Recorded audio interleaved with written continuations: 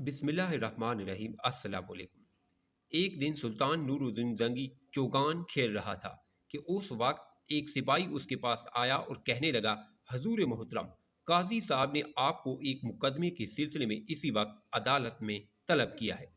सुल्तान ये सुनकर खेल छोड़कर फौरन उस सिपाही के साथ काजी साहब की अदालत में जा पहुंचा। काजी साहब ने एक शख्स की तरफ इशारा करके कहा, इस शख्स ने आपके खिलाफ एक मुकदमा दायर किया है। उसका कहना है कि उसकी ज़मीन पर आपने नाजायज़ कब्जा कर लिया है। आपका इस सिलसिले में क्या जवाब है? सुल्तान ने निहायत अदब व एहतराम से कहा, इस शख्स का दावा दुरुस्त नहीं है। वो ज़मीन मेरी अपनी है और मेरे पास इसके सबूत भी हैं। काजी साहब ने कहा कि आप वो तहरीरी सबूत अगली तारीख को पेश कर दें। सुल्तान नूरुद्दीन जंगी ने मुकर्ररा तारीख को कुछ कागजात अदालत में पेश कर दिए। इन कागजात की बुनियाद पर फैसला हुआ कि ज़मीन सुल्तान की मलकियत है। सुल्तान ने फैसला सुना और काजी साहब के सामने ही कहा कि अब ज़मीन अपनी तरफ से इस शख्स को देता हूँ जिसने मुझ पर मुकदमा दायर किया है। किसी ने कहा कि हजूर मोहतरम, जब आपने ये ज़मीन इस शख्स को देनी थी तो मुकदमा लड़ने की क्या ज़रूरत थी?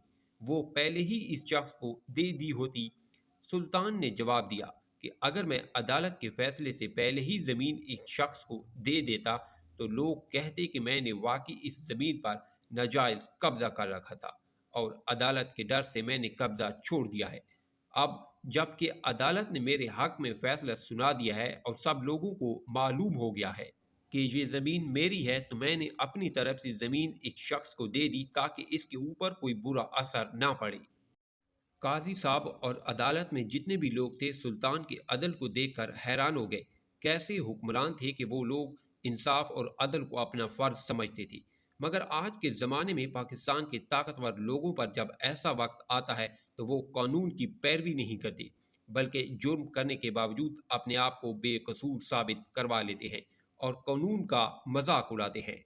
काश ऐसे हुक्मरान हमारे मुल्क में आ जाएं जो सुल्तान नूरुद्दीन जंगी की तरह अदल व इंसाफ को मुकदम समझे।